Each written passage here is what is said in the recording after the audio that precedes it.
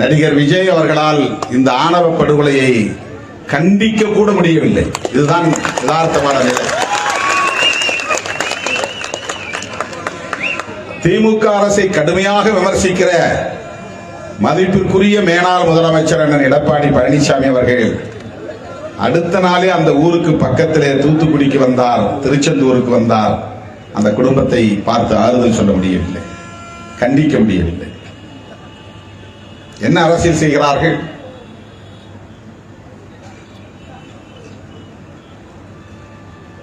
இதையெல்லாம் சீர்தூக்கி பார்க்க வேண்டும். சமூக அநீதிகளை கண்டிக்கிற துணிச்சல், பிற்போக்குத்தனமான கொடூரங்களை கண்டிக்கிற துணிச்சல், அரசியல்